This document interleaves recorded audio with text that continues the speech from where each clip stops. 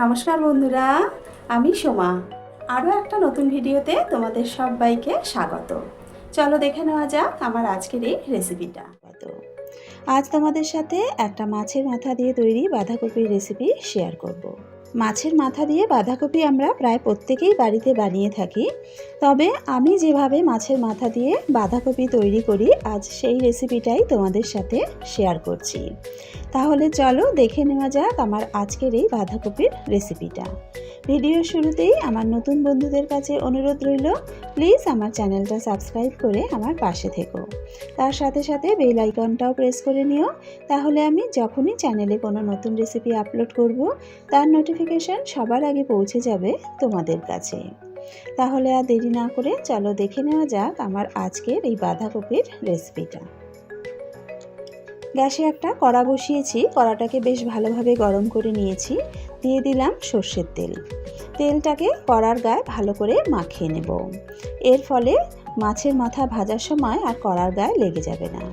তেলটাকে খুব ভালো মতন গরম করে নিয়েছি। এবার নুন হলুদ মাখিয়ে রাখা একটা মাছের মাথা ভেজে নেব। আমি এখানে একটা রুই মাছের মাথা নিয়ে নিয়েছি। তোমরা চাইলে কাতলা মাছের মাথা দিয়েও কিন্তু বাঁধাকপিটা তৈরি করতে পারো। মাথার টুকরোগুলো একদিকটা লাল করে ভেজে নিয়েছি। এবার উল্টে দিলাম, অন্য পিঠটাও বেশ লাল করে ভেজে নেব।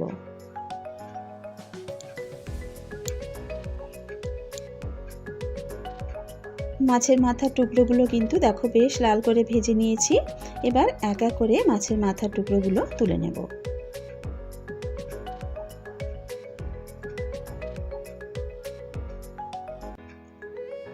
এবারে মাছের মাথা ভাজা তেলেই বাকি রান্নাটা করে নেব, তাতে কিন্তু বাঁধাকপির স্বাদটা ভালো হয়। এবার এই তেলে কিছু আলু ভেজে নেব। আলুগুলো একটু বড় বড় টুকরো করে কেটে নিয়েছি। আলুগুলোকে লাল করে ভেজে তুলে নেব। খুব বেশি লাল করে বা কড়া করে আলুগুলো ভাজবো না, হালকা একটু লালচে রং ধরতে শুরু করেছে। এবার আলুগুলো তুলে নিলাম।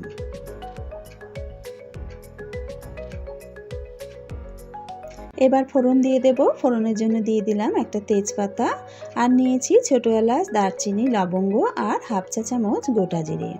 ফোড়নটাকে নেড়ে চেড়ে একটু ভেজে নেব।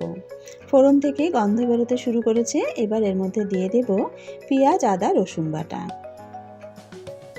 পেঁয়াজ, আদা, রসুন বাটাটাকে ভালো করে কষিয়ে নেব।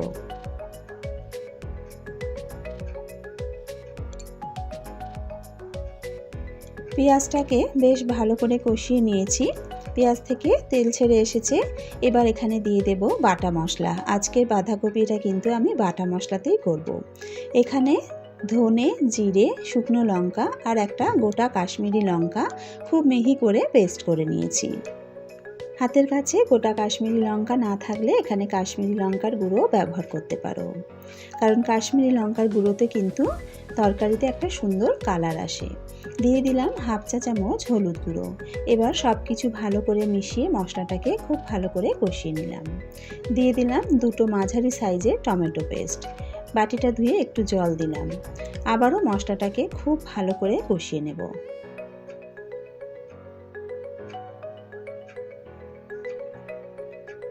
এবার দিয়ে দিলাম স্বাদ মতো নুন। নুন দিয়ে আবারও একবার মশলাটাকে ভালো করে নেড়েচেড়ে মিশিয়ে নিলাম। মশলা আমাদের খুব ভালো মতন কষানো হয়ে গেছে। এবার এতে ভেজে রাখা আলুগুলো দিয়ে দিলাম, আর দিয়ে দিলাম এক মুঠো কড়াইশুঁটি। আলু আর কড়াইশুঁটিটা মশলার সাথে ভালো করে কষিয়ে নেব। এবার বাঁধাকপিটা দিয়ে দেব। একটা মাঝারি সাইজের বাঁধাকপি ভালো করে ধুয়ে যতটা সম্ভব মিহি করে কুচিয়ে নিয়েছি। বাঁধাকপিটা দেওয়ার পর মশলার সাথে বাঁধাকপিটাকে খুব ভালো করে মিশিয়ে নেব। যেহেতু মশলাতে নুন দেওয়া আছে, তাই বাঁধাকপি ভালো করে মিশিয়ে নিলেই কিন্তু আস্তে আস্তে বাঁধাকপিটা মজতে শুরু করবে আর জল বেরোতে শুরু করবে। সেই জলেই কিন্তু বাঁধাকপিটা সেদ্ধ হয়ে যাবে। ভালো করে মিশিয়ে নেওয়ার পর লো আঁচে 5 মিনিট চাপা দিয়ে রান্না করে নেব। 5 মিনিট পর চাপাটা তুলে নিলাম। দেখো বাঁধাকপি থেকে কিন্তু অনেকটা জল বেরোতে শুরু করেছে। আবারও একবার ভালো করে মিশিয়ে নেব। মাঝে মাঝে একটু নেড়েচেড়ে না দিলে কিন্তু অনেক সময় তলাটা লেগে যেতে পারে। দিয়ে দিলাম 2-3টে চেরা কাঁচা লঙ্কা। কাঁচা লঙ্কাটা দিয়ে আবারও একটু ভালো করে মিশিয়ে নিলাম। এবার লো আঁচে চাপা দিয়ে 10 থেকে 12 মিনিট রান্না করে নেব। 10-12 মিনিট পর চাপাটা তুলে নিলাম। এখন কিন্তু বাঁধাকপি অনেকটাই মজে গেছে আর আলুও খুব ভালো মতন সেদ্ধ হয়ে গেছে। 2-3টে আলু একটু এইভাবে ঘেটে দেব, তাতে বাঁধাকপিটা একটু মাখা মাখা হবে। এবার ভেজে রাখা মাছের মাথাটা দিয়ে দেব। বাঁধাকপির সাথে মাছের মাথাটা ভালো করে মিশিয়ে নেব। আমি এখানে মাছের মাথাটা একটু গোটা গোটাই রেখেছি, তবে তোমরা চাইলে মাছের মাথাগুলো কিন্তু আরও ভেঙে নিতে পারো। বাঁধাকপির সাথে মাছের মাথাটা খুব ভালো করে মিশিয়ে নিয়েছি। এবার এতে দিয়ে দেব 1 চা চামচ চিনি। চিনিটা অপশনাল, যদি চিনি পছন্দ না করো সেক্ষেত্রে স্কিপ করতে পারো, তবে দিলে কিন্তু স্বাদের একটা ব্যালেন্স হয়। চিনিটা ভালো করে মিশিয়ে নিয়ে আরও 5 মিনিট চাপা দিয়ে রান্না করে নিলাম। চাপা তুলে আবারও একবার ভালো করে মিশিয়ে নেব। আমাদের বাঁধাকপি কিন্তু প্রায় হয়ে এসেছে। বাঁধাকপিও খুব সুন্দরভাবে সেদ্ধ হয়ে গেছে। এবার দিয়ে দিলাম 1 মুঠো ধনেপাতা কুচি। ধনেপাতাটা দিয়ে আবারও একবার ভালো করে মিশিয়ে নেব। শীতের যে কোনো রান্নাতে ধনেপাতা দিলে তার ফ্লেভারটাই কিন্তু একদম অন্যরকম হয়ে যায়। আমার তো ধনেপাতা যে কোনো শীতের তরকারিতে খেতে ভীষণ ভালো লাগে। তোমরা কারা কারা ধনেপাতা তরকারিতে খেতে ভালোবাসো কমেন্টস করে জানিও। ধনেপাতা দিয়ে খুব ভালো করে মিশিয়ে নিয়েছি। এবার দিয়ে দেব 1/2 চা চামচ গরম মশলার গুঁড়ো আর দিয়ে দেব 1 চা চামচ ঘি।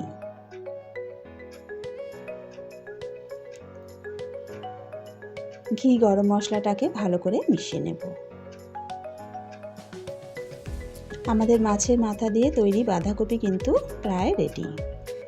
ভালো করে নেড়েচেড়ে মিশিয়ে নিয়ে গ্যাস বন্ধ করে নামিয়ে নেব।